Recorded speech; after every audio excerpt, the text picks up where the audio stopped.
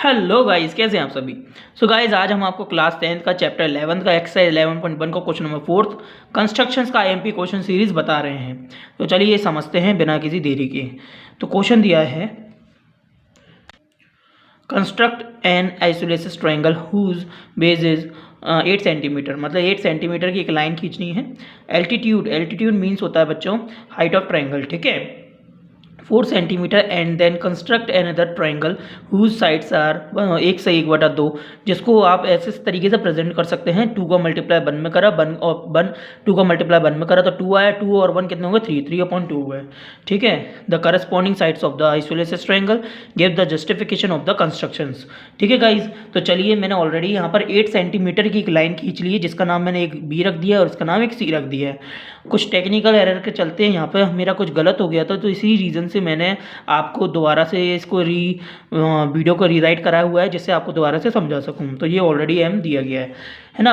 तो बच्चों, यहाँ पर हमें जैसे हमने एक लाइन खींच ली, अब एल्टीट्यूड हाइट बनानी है। तो हाइट बनाने के लिए बेटा हमें पहले नंबर ये आइसोलेसिस ट्रायंगल है, तो आइसोलेसिस ट्रायंगल क्या होता है, 2 भागों में बांटना पड़ेगा। तो ठीक है, तो बच्चों आप सभी जानते हैं जब लाइन को 2 भागों में बांटना हो तो एक पॉइंट से आधे से ज़्यादा लाइन का एक कंपास के थ्रू हमें एक मार्क ले लेना है।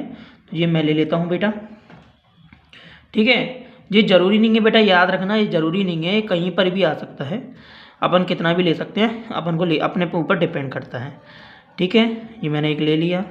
ऐसे ही वही सेम इसको बिना हिलाए, मैंने इंट्रोडक्शन वीडियो में भी समझाया था, बिना हिलाए इसको यहाँ ले लो एक, और एक यहाँ ले लो, ठीक है बच्चों। इसके बाद क्या करो, स्केल लो, स्केल से यहाँ पर इसको, इस पॉइंट को क्या कर दो, खींच दो, ठीक है। इस पॉइंट को इस पॉइंट से मिला दो, ठीक है बेटा। अब क्या करें, जैसे ये पॉइंट को आपने मिलाया, थोड़ा इस लाइन को और एक्सटेंड कर दें, गॉट इट, थोड़ा ज़्यादा नहीं, ठीक है, थोड़ा करा। अब इसके बाद बेटा, अब आप लोगों को कुछ नहीं करना है। अब जैसे कि यहाँ पर क्वेश्चन में एल्टीट्यूड बोला गया है, यानी कि हाइट ऑफ ट्रायंगल 4 सेंटीमीटर की, तो आपको क्या करना है, यहाँ पर 4 सेंटीमीटर का नाप ले लेना है। ये देखिए, ओके, ऑल राइट, ये 4 सेंटीमीटर हो गया बेटा, हो गया। चलो उसके बाद क्या है, यहाँ पे एम, जो यहाँ पर ये पॉइंट मिल रहा है, इसको हमने नाम दे दिया एम। तो इस पॉइंट को हम क्या करेंगे बेटा, इस पॉइंट को सेंटर मानकर इस पर एक चाप लगा देंगे, एक यहाँ पर, ठीक है। ये ज़रूरी नहीं है बेटा, आज ही मैं बता देता हूँ कुछ, ये बात ज़रूरी नहीं है, कंपलसरी नहीं है, ये यहाँ पर ही आ रहा है, यहाँ पर आए, यहाँ पर आए, कहीं भी आ सकता है, ठीक है। तो आपको अपने अकॉर्डिंग लेना। तो जैसे ये लाइन हमने खींची, तो बेटा हमें एक पॉइंट मिल गया, और वो पॉइंट का नाम है बेटा हमारा ए। क्या नाम है बेटा, ए। क्लियर है बात। तो क्या करें बेटा, इस पॉइंट को बी से मिला दीजिए, है ना। इस पॉइंट को क्या करें, बी से मिला दीजिए, और इसी ए को सी से भी मिला दीजिए। क्लियर, आपको समझ में आ गई होगी बात, है ना। तो चलिए आगे बढ़ते हैं। अब बेटा आप लोगों सबको पता ही होगा कि यहाँ क्वेश्चन में बोला गया है कि 1 से 1/2, जिसको हम 3/2 में लिखा है, तो 3/2 इसका अगर 2 से डिवाइड मारा 3 से, तो हमारे को इतना अंदेशा है कि 3/2 में 2 का डिवाइड मारा तो कितना आ जाएगा, आ जाना चाहिए बेटा 2 1 जा 2, पॉइंट लगा देंगे, 2 5 जा 10, ठीक है। तो 1.5 आ जाएगा अप्रॉक्स, है ना। तो जो कि 1 से क्या है बेटा, ग्रेटर है, मतलब 1 से बड़ा है ना। तो 1 से अगर बड़ा है तो आप सभी जानते हैं, अगर 1 से बड़ा है यानी कि हमारे जो एक और ट्रायंगल जो बनाने जा रहे हैं हम, वो हमारे इस ट्रायंगल से बाहर की साइड बनेगा। अब जी डिपेंड करता है कि कितना होगा, ठीक है, तो वो हम बनाएंगे तभी पता चलेगा। तो ये 1 से बड़ा बनेगा, है ना, तो यानी कि 1 से बाहर की तरफ बनेगा, यानी कि इस ट्रायंगल से यहाँ की तरफ बनेगा। तो ये बात तो क्लियर हो गई, ठीक है। दूसरी बात बेटा, यहाँ पर हमें क्या करना पड़ेगा, उसको बनाने के लिए एक यहाँ पे एक्यूट एंगल बनाना पड़ेगा। तो बेटा अपनी इच्छा से कोई भी एक एक्यूट एंगल हम ले लेते हैं, है ना, ज़रूरी नहीं है, कोई सा भी ले सकते हैं, आपकी जो इच्छा बन पड़े। क्लियर है भाई। चलो, तो यहाँ मैं अपनी इच्छा से एक ट्रायंगल खींच लेता हूँ बेटा। चलो हमने खींच लिया। अब बेटा क्या है, एक जो ट्रायंगल खींचा है यहाँ पर angle, sorry line, acute angle, ये थीटा मान लिया, है ना। बेटा यहाँ पर 3/2 में सबसे लोएस्ट वैल्यू कौन सी है, 3/2 में लोएस्ट वैल्यू यानी मिनिमम वैल्यू कौन सी 2 है और मैक्सिमम वैल्यू कौन सी है 3 है।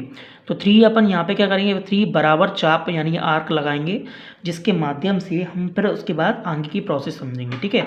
तो अपने हिसाब से आप लोग है ना अपने अकॉर्डिंग एक आर्क ले लीजिए, है ना, यानी चाप ले लीजिए, जो आपको अच्छा लगे, जैन सा सही लगे तो आप वो से ले सकते हैं। जैसे कि मैंने एक ले लिया है बेटा, है ना, थोड़ा पेपर हिल रहा है तो इसलिए इग्नोर कीजिएगा बेटा। एक ये यहाँ लगा दिया, इस पे रख के एक बेटा यहाँ लगा देते हैं, और इस पे रख के बेटा एक यहाँ लगा देते हैं। क्लियर है, ये बात समझ में आ गई। देखो बेटा मैंने ये छोटा बनाया हुआ है, तो अगर आप चाहें तो छोटा नहीं चाहते तो आप इसको बड़ा भी बना सकते हैं। फॉर एग्ज़ाम्पल देखिए, फॉर एग्ज़ाम्पल आपको जी भी याद बता ही देता हूँ साथ में। जैसे कि मैंने इसको एक काम करता हूँ, थोड़ा सा मिटा देता हूँ जिससे ये दिखे नहीं, है ना। ये देखिए बेटा, अब आपको मैं जैसे बोल रहा हूँ कि आप छोटा बनाया, आप बड़ा भी बना सकते हैं, क्योंकि यहाँ पे 3 बनाने हैं तो 3 को हमें एडजस्ट तो करना पड़ेगा, तो ज़रूरी नहीं है, आप बड़ा भी बना सकते हैं। तो देखो बेटा मैंने एक बड़ा बना देता हूँ आपको, है ना, बड़े से समझा देता हूँ, आप लोग प्रैक्टिस करके देख लीजिएगा। तो बराबर 3 बार करना है। क्लियर है, 3 बार जैसे ही बेटा आप कर लेंगे तो आपको इतना मैं बता देता हूँ, मैक्सिमम वैल्यू अपनी 3 है तो 3 अपनी आ गई आँख, ये आ गए 3 आँख। अब इसके बाद क्या करना है बेटा, आप सभी जानते हैं नॉर्मली हम क्या करते हैं, जैसे बी है तो यहाँ पे नाम दे देते हैं B1, इसे दे देते हैं B2, इसे दे देते हैं B3। अब यहाँ देखिए इन दोनों में मैक्सिमम वैल्यू 3 थे तो हमने 3 आँख लगा दिए हैं। गॉट इट, इतनी बात आपको क्लियर हो ही गई होगी। मेरे को आई थिंक आगे ज़्यादा बताने की आवश्यकता नहीं पड़ेगी इस बारे में। तो इस वाले एंगल को आप जेड नाम दे सकते हैं, ये दिख रहा है ये, इसको आप जेड नाम दे सकते हैं, कोई इशू नहीं है। देन इसके बाद क्या करें बेटा, आप लोग यहाँ पर है ना, जैसे यहाँ जैसे ही अपना इतना हो गया, अब देखिए इनमें सब में मिनिमम वैल्यू कौन सी 3 और 2 में मिनिमम वैल्यू बेटा 2 है, 2 है। अब ये हम क्यों पहचान रहे हैं, क्योंकि यहाँ पर हमारे जो ट्रायंगल हम अलग से बना रहे हैं वो हम इस लाइन के बाहर बना रहे हैं, तो इतना आप सभी जानते हैं, इसलिए हमें यहाँ पर पता लगाना पड़ेगा जो मिनिमम वैल्यू होगी उसके अकॉर्डिंग हम यहाँ पर उस लाइन को उससे सी से मिलाएंगे, ठीक है। तो मिनिमम वैल्यू 2 है, यानी कि B2 वाला पॉइंट जो दिख रहा है बेटा, B2 पॉइंट को आप क्या करें सी से मिला दीजिए। तो B2 को हमने बेटा क्या करा, सी से मिला दिया है। तो जी है हमारा B2 भाई आ जा C2 के पास, ठीक है। तो B2 भाई आ गए C के पास, ये ऐसे लाइन मिला दी हमने, ठीक है। ध्यान से समझ रहे हैं ना बच्चों, कोई दिक्कत तो नहीं है, अगर कोई दिक्कत हो तो कमेंट्स में बताइएगा। अब इतना करने के बाद बेटा आपको पता ही है कि हमें क्या करना है, एक ट्रायंगल बनाना है, मतलब एक समांतर ट्रायंगल बनाना है। एक मन से एक आप चाप लगा सकते हैं। तो एक जैसे मैंने एक चाप ले लेता हूँ बेटा, है ना।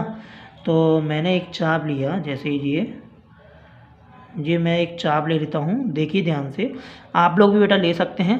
तो एक चाप ले लिया, उसी के समांतर B3 पे रखिए। B3 पे क्यों, क्योंकि अब जो एनअदर जो बाहर की साइड जो एंगल बनेगा बेटा, उसके लिए हमें इसी की आवश्यकता पड़ेगी। तो हमने क्या करा, एक समांतर चाप लिया और ये B3 पर रख दिया। ये थोड़ा मिक्सअप हो रहा है, कोई दिक्कत नहीं है बेटा, आप लोग छोटा भी लेंगे कोई दिक्कत नहीं आएगी, ठीक है। तो आपको इतना बड़ा तो चाप लगाना ही पड़ेगा। क्लियर है, बस थोड़ा कटने तक का इंतजार करें, जैसे बोलते नहीं है ना। चलो इतना कर लिया, अब यहाँ पर इस पॉइंट को मेज़र करिए। देखिए इस पॉइंट को हम मेज़र कर देते हैं, ठीक है। इस पॉइंट को हमने मेज़र करा, तो यहाँ पर सेम टू सेम यहाँ रखिए बेटा, है ना। और इसको क्या कर दें, यहाँ कट कर दें। अब ये थोड़ा इंक्रीज़ करना पड़ेगा, बिकॉज एंगल जो हमने चाप लगाया था यानी कि आर्क लगाया था वो हमारा छोटा पड़ गया। तो कोई इशू नहीं है, हम इसको छोटा सा भी इसको बढ़ा सकते हैं। तो छोटा सा कोई दिक्कत नहीं, ज़रा सी इसको आगे कर देते हैं जिससे हमारी कट लग सके। तो देखिए बेटा यहाँ पर हमारा ये कट आ गया है। अब हमें क्या करना है बेटा, इसको एक्सटेंड करने से पहले हम यहाँ पर इस लाइन को एक्सटेंड कर देते हैं। जो BC लाइन है इसको थोड़ा एक्सटेंड कर दीजिए बेटा। तो पेंसिल से ही कर देता हूँ, ऑफकोर्स आपको थोड़ा समझ में आ सके, है ना। तो देखिए, या फिर ऐसे ही कर देते हैं, कोई दिक्कत नहीं है, ठीक है। इतना कर दिया। अब बेटा जो है ना यहाँ पर जो दिख रही है लाइन, इस लाइन को हम क्या कर सकते हैं, B3 जो लाइन दिख रही है इसको इस पॉइंट से गुजारते हुए एक्सटेंड करना है, ठीक है। तो हमने क्या करा, इसको देख लिया, इसका लाइन ले ली, देखिए ले ली। और हम देख पा रहे हैं कि ये लाइन अगर हम इससे गुजारते हुए जाएंगे तो यहाँ मिलेगी। तो बेटा किस बात की देरी, इसको गुजार दीजिए, ये देखिए गुजार दिया। तो बेटा ये क्या हो गया जी, हमारा आ गया इस लाइन के बराबर एक लाइन खिंच गई। ठीक है, तो ये लाइन जो यहाँ पर आई है, इस वाली लाइन को हम सी डैश पॉइंट दे देते हैं, यानी कि इस पॉइंट को हम नाम सी डैश दे देते हैं। इसी प्रकार जैसे हमने यहाँ बनाया, तो ऐसे ये वाले सी का भी हम बराबर चाप लेके यहाँ पर भी बना देते हैं ट्रायंगल, है ना। जिससे क्या होगा, ये बाहर की साइड हमें ट्रायंगल मिल जाएगा बच्चों, है ना। तो ये सब तो आप प्रैक्टिस में बहुत कर ही चुके हैं बच्चों, आपको तो अच्छे से आ ही गया होगा। मेरे को आई थिंक, मुझे ऐसा लगता है, मुझे आपको आगे ज़्यादातर बताने की आवश्यकता ही ना पड़े, क्या पता, फिर भी हम बताएंगे, हमारा फ़र्ज़ है। ये मैंने ले लिया, एक बार अगेन और चेक कर लेता हूँ, क्या भरोसा आज इसकी दिक्कत तो नहीं होगी। हाँ चलो, ऐसे ही इस पर सी पर रखिए बेटा, और रख के एक कर दीजिए कट, कर दिया। करने के बाद बेटा क्या करें, इसका भी मेज़र ले लें ज़रा, कितना आता है ना। स्केल को ज़रा साइड कर देते हैं, स्केल डिस्टर्ब कर रही है ना, आप लोग को भी समझ में आ सके थोड़ा। ये देखिए मैंने इसका मेज़र लिया, ठीक है बच्चों, दिख रहा होगा। इतना लेने के बाद, इतना ही जैसे यहाँ रख के मेज़र लिया, तो ऐसे ही जिस पॉइंट पे यहाँ चाप लगाया है, इस पॉइंट पे रख के इसको कट कर देते हैं। ठीक है, तो देखिए मैंने इसको कट कर देता हूँ बच्चों। जैसे ही मैंने इसे कट करा, तो क्या हो गया, अब हमें यहाँ पर मैंने जैसे कि यहाँ पे कट करा, तो यहाँ एक पॉइंट और मिल गया हमें। ठीक है, तो हम सी डैश को एक्सटेंड करके यहाँ तक ले जाएंगे। तो उससे पहले हम क्या करते हैं, बी वाला जो पॉइंट है ना बेटा, उसको एक्सटेंड कर देते हैं। जैसे कि हमने ये ऑलरेडी खींचा हुआ था, है ना, तो इसको थोड़ा एक्सटेंड कर दिया जाए, कोई इशू नहीं है। अब देखिए बेटा, अब ये पॉइंट दिख रहा है, इस पॉइंट को अब इसको ऐसा बढ़ाते हुए जाएंगे, सी से मिलाते हुए चलना है बेटा आपको, है ना। सी से मिलाते हुए चलेंगे तो बेटा यहाँ जाके मिलेगा। कैसे, देखिए ये खींचा हमने, ये देखिए मिल गया, मिल गया बेटा। क्लियर हो गई आपको बात अच्छे से, है ना। तो ये देखो जी, मैंने जैसे ही खींचा तो देखिए एक समांतर रेखा और मिल गई हमें, है ना। तो बेटा जो इस लाइन, जैसे हमने यहाँ पर इस लाइन को खींचा था तो सी डैश मिला था, ऐसी सी डैश को यहाँ पर इस पॉइंट को हमने मिलाते हुए खींचा, तो यहाँ हमें बेटा मिल गया ए डैश। क्या मिल गया बेटा, ए डैश। और जो ऊपर वाला पॉइंट है, ये यहाँ तक ये क्रॉस हो रही है, इसको बाय मान लेते हैं। ये वाले पॉइंट को हम बेटा एक्स मान लेते हैं, बिकॉज ये हमने पहले मानना चाहिए था ये सारी चीज़ें, क्योंकि ये दोनों पहले हो चुकी थी लाइन, हमने जानबूझ के नहीं मानी थी, जिससे हम बाद में आपको क्लियरली समझा सके। तो अब मेरे ख्याल से आपके मन में भी कोई डाउट नहीं होगा। तो आपको ये क्लियर बात समझ में आ गई, डायग्राम हमने कैसे बनाया, है ना बेटा। अब जो चीज़ मैं बताना चाह रहा था, देखिए ये तो बन गई। अब दूसरी चीज़ और, जैसे कि यहाँ पर अगर अपन, जैसे मैं लिखा नहीं है मैंने कि इसकी लंबाई मैंने कितनी ली थी, ये ऐसे ली थी, ये आप लोग लिख सकते हैं, कोई दिक्कत नहीं है ना। अब चलिए बारी आती है बच्चों कंस्ट्रक्शंस की। तो चलिए मैं फटाफट से कंस्ट्रक्शन यहाँ पर लिख देता हूँ, जो स्टेप बाय स्टेप मैंने करा, जिससे आपको समय भी बच सके, फिर आपको एक्सप्लेन कर दूंगा। सो दोस्तों, आपके सामने दिया हुआ है कंस्ट्रक्शन, मैंने आप लोगों के लिए इंग्लिश में रखा है, क्योंकि कुछ स्टूडेंट का कहना ये भी था कि सर हम इंग्लिश मीडियम वालों को भी कुछ कुछ कभी कभार दिक्कत होती है, तो आप थोड़ा ऐसा कोई सम पर्टिकुलर सम ऐसा हो, कोई आप इंग्लिश में भी बता दीजिएगा। तो मैंने उन लोग की डिमांड को सुनते हुए मैंने सोचा कि चलो ठीक है, कुछ कुछ मैं इंग्लिश में लिखूंगा, कुछ कुछ इंग्लिश हिंदी में। तो बच्चों आपको मैं क्लियरली समझाऊंगा, आप ढंग से सुनिएगा, ठीक है।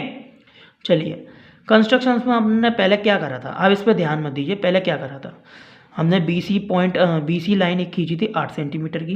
तो देखिए, draw a line segment BC 8 centimetre, यानी कि एक सर्वप्रथम हमने रेखाखंड 8 सेंटीमीटर का खींचा। हिंदी मीडियम वाले सुन लीजिए ध्यान से, ठीक है। नेक्स्ट हमने क्या करा था बेटा, लाइन को 2 भागों में विभाजित किया था। तो ड्रॉ अ लाइन PQ कौन है बेटा, जो लाइन को जैसे विभाजित किया तो जो लाइन यहाँ पर ख़त्म होगी वो P होगी, और यहाँ ख़त्म जो होगी वो Q होगी। तो PQ perpendicular bisector of base BC which bisect BC at M। मतलब हमने जो BC पर इस परपेंडिकुलर वाली एक लाइन हमने बाइसेक्ट की थी, जो परपेंडिकुलर की जो आई है, जो कि आप अगर आप देखिए इसको नाप के देखें ना बेटा, जिस स्ट्रेट होती है तो 90 डिग्री की होती है। क्लियर है।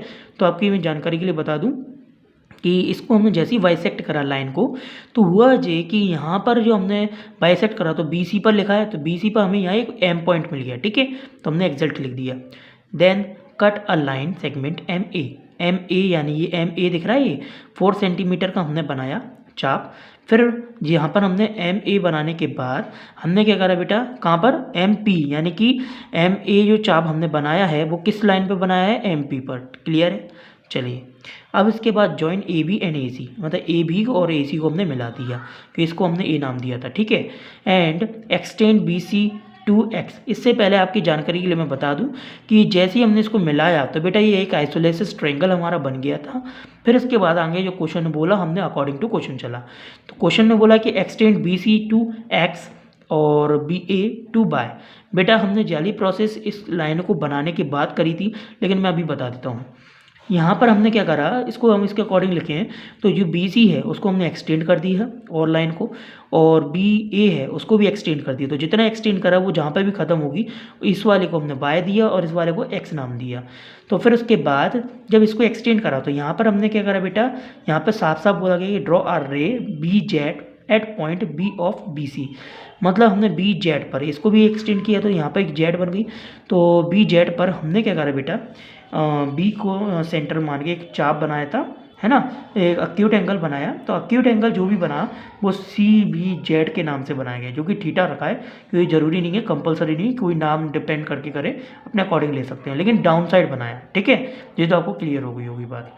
दूसरा हमने क्या करा, cut equal segment B one B two, sorry B one B two और B two B three from ray B Z. यानी कि मैंने क्या करा, फिर इसके बाद एक इसे बराबर 3 भागों में बांट दिया इस लाइन को, मतलब बी को सेंटर मान के हमने जो चाप लगाया वो ही हमने 3 भागों तक रखा, ठीक है, उसको बराबर रखा क्योंकि मैक्सिमम वैल्यू 3 होती है, इसी रीज़न से। फिर उसके बाद इसको बनाया तो उसका नाम दे दिया B1 B2 B3, क्लियर है। फिर उसके बाद हमने क्या करा बेटा, B2 को C से ज्वाइन कर दिया। Then draw a line B3 C dash parallel B2 C। मतलब बेटा जो यहाँ पर है ना, जो B2 C जैसे हमने मिलाया तो इसके समांतर ही हमने एक लाइन और बनाई B3 टू C डैश। तो ये क्या है, दोनों एक दूसरे समांतर हैं, लेकिन जो B3 C डैश बनाई तो जो C डैश है वो ई बी एक्स पे मिल रही थी। तो हमने लिख दिया बेटा कि draw a line B3 C dash parallel B2 C through point B3, यानी कि B3 की through which intersect the ray B X at point C dash. यानी कि जो B3 के जो थ्रू थी, जो लाइन खींची गई थी, तो वो जहाँ पर भी ख़त्म हो रही थी तो वो BX पर इंटरसेक्ट कर रही थी, और जो BX पर जो इंटरसेक्ट कर रही थी तो वो पॉइंट हमारा C डैश कहलाया, यानी C डैश को इन्वेंट हो गया यहाँ पर, ठीक है। इसके बाद सेम टू सेम जैसे यहाँ प्रोसेस करी वैसी प्रोसेस हमने यहाँ करी।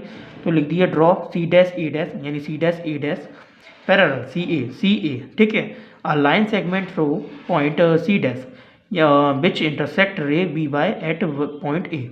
तो यहाँ पर बोला गया, तो यहाँ जैसे B3 को हमने थ्रू आउट करा था पॉइंट को, जिसके थ्रू एक लाइन C डैश मिली थी पॉइंट, तो वैसे ही हमने यहाँ पर C डैश को है ना थ्रू बनाया और इसके थ्रू हमें A डैश पॉइंट और मिल गया, ठीक है। तो यहाँ वही बोला गया, एक रे खींची गई, इंटरसेक्ट कराया गया, तो हमें क्या हुआ, बी बाय पर एक A डैश और पॉइंट मिल गया। तो गाइज जो मैंने समझाया आपको क्लियर समझ में आ गया होगा। अगर कोई डाउट है हमें कमेंट्स में पूछ सकते हैं। देन ये कंस्ट्रक्शन हो गया हमारा बेटा। इसी में जैसे हम ये करा तो इस बात का प्रूफ है कि ये एक ट्रायंगल जो मिल गया A dash B C dash और A B C, ये दोनों क्या है हमारे हो गए एक अभिष्ट ट्रायंगल बन गए। लेकिन बेटा इसको हमें जस्टिफाई करना पड़ेगा। तो जस्टिफाई किन में होगा, इन दोनों ट्रायंगल में होगा, तो हमने यहाँ लिख दिया। तो बेटा हम आज आपको एक और बार बता रहे हैं, जो हम पहले डिटेल में समझा चुके हैं, तो आप पिछली वीडियो देखिए, लेकिन हम अभी आपको डायरेक्ट बता देते हैं। तो इनमें कुछ चीज़ें सिमिलरिटी अगर आ जाती हैं, इक्वल होती है और सिमिलरिटी होती है, तो सिमिलरिटी आने के बाद हमें ये पता चल जाता है कि दोनों ट्रायंगल हमारे अभिष्ट ट्रायंगल है, ठीक है। तो उसके लिए यानी कि हमें क्या करना पड़ेगा, ये पॉइंट अगर प्रूफ करना है तो उसके लिए हमें क्या करना है, हमें देखना है कि इनमें कोई इक्वल है, सिमिलैरिटी है, कुछ ऐसी पॉइंट है जो दोनों में कॉमन मिलती हैं। तो देखा जाए तो A dash B C dash और A B C, इनमें B पॉइंट हमारा कॉमन है। तो B पॉइंट अगर कॉमन है तो इससे हम क्या निकाल सकते हैं, angle A dash B C dash is equals to में angle A B C common है, तो ब्रैकेट में लिख दीजिए C, है ना, कि शॉर्ट जगह कम है तो मैंने C लिख दिया, ये कॉमन है, ठीक है। कॉमन मतलब उभयनिष्ठ, ठीक है बच्चों। चलिए नेक्स्ट हम देखते हैं, एक एंगल तो हमें कॉमन मिल गया, ज्यादा एंगल हमें कॉमन मिल गया। देन नेक्स्ट पॉइंट हम देखते हैं कि कुछ चीज़ अगर एक्स्ट्रा मिल रही तो बताओ भाई। तो हमने देखा बेटा यहाँ पर हमने एक ट्रायंगल बनाया है ना, तो ये क्या है, पैरेलल हुआ है ट्रायंगल, क्योंकि देखो ये लाइन जैसे हमने बनाया तो ये पैरेलल लाइन है, और पैरेलल लाइन होने के साथ ये एंगल देंगे, एंगल ये एक दूसरे के पैरेलल ही होंगे, यानी इक्वल होंगे, है ना, और इक्वल हैं तो यानी कि हम कह सकते हैं बेटा angle A dash C dash B, A dash C dash B is equal to angle A C B. जी क्या है बेटा, करस्पॉन्डिंग एंगल्स हैं, जो कि करस्पॉन्डिंग एंगल्स की ये क्या होते हैं, बराबर होते हैं है ना। ये पैरेलल हैं और पैरेलल होने के साथ इनकी साइड्स भी क्या होंगी, बराबर होती हैं, तो यानी करस्पॉन्डिंग एंगल भी हमारे बराबर हो गए। तो इसलिए आप लिख सकते हैं करस्पॉन्डिंग एंगल यानी सी डॉट ए। रीज़न आप जानते ही हैं, ये दोनों क्या इक्वल हैं, और जब ये दोनों इक्वल हैं तो यानी कि इसकी करस्पॉन्डिंग साइड्स भी यानी करस्पॉन्डिंग एंगल्स भी इक्वल होंगे, इसलिए ये इक्वल हो गया। अब बच्चों आप देख पा रहे होंगे दो एंगल बराबर इक्वल आ गए हैं एक दूसरे के। अब जब दो एंगल अगर इक्वल हो जाते हैं तो यानी कि इन दोनों एंगल में सिमिलैरिटी होती है, और सिमिलैरिटी है तो हम लिख सकते हैं angle A dash B C dash similarity, थोड़ा साइन ढंग से आप बनाइएगा, ठीक है बच्चों, angle A B C by angle theorem से ये सिमिलैरिटी आ गई है इसमें, ठीक है। और अगर ये सिमिलैरिटी है तो बच्चों हमने जो नया ट्रायंगल बनाया उसको ऊपर रखिएगा और पुराना ट्रायंगल नीचे, यानी कि नया ट्रायंगल क्या है बी ए डैश, तो बी ए डैश साइड्स लिखेंगे ना नीचे, तो ये क्या होगा, पुराने ट्रायंगल का क्या होगा बेटा, B A equal B C dash upon में B C equal B three upon में बी टू। तो बेटा ये क्या किसके इक्वल में हो जाएंगी, ये हो जाएंगी 3/2 के इक्वल में, यानी कि 1/2 के, ठीक है। अब ऐसा क्यों, क्योंकि बेटा हमने जब देखा जस्टिफिकेशन करा दोनों ट्रायंगल में दो एंगल तो इक्वल आ गए, और दो एंगल इक्वल है तो इसी रीज़न से सिमिलैरिटी हो गई, किस थ्योरम से, बाय एंगल की थ्योरम से सिमिलैरिटी आ गई है। और जी हमने जी एंगल के थ्योरम से अगर सिमिलैरिटी है तो इसका मतलब ये हुआ कि यहाँ पर जो ट्रायंगल है यानी बी ए डैश अपॉन में बी ए, यानी बी ए डैश अपॉन में बी ए और बी सी डैश अपॉन में B C B three upon में बी टू, यानी कि जो नई ट्रायंगल हमने जो बनाया है ये नया ट्रायंगल यहाँ पर भी और यहाँ पर भी, तो इनमें क्या हुआ, इनमें जो सिमिलैरिटी मिल रही थी कुछ कॉमन वो हमें पुराने ट्रायंगल में भी मिल गई जो कि क्वेश्चन में बताया था। तो इसी रीज़न से 3/2 इसके इक्वल में, क्लियर है। तो जी हमने कंस्ट्रक्शंस भी बता दिए और जस्टिफिकेशंस भी बता दिए बेटा, तो आपको आई होप आपको ये क्लियर हो गया होगा।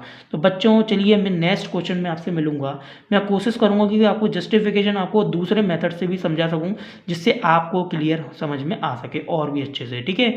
तो वीडियो अगर आपको पसंद आई तो बच्चों इसे लाइक शेयर सब्सक्राइब जरूर कीजिएगा इस तरह की अमेजिंग वीडियो डेली पाने के लिए। थैंक यू सो मच, मिलते हैं नेक्स्ट वीडियो में।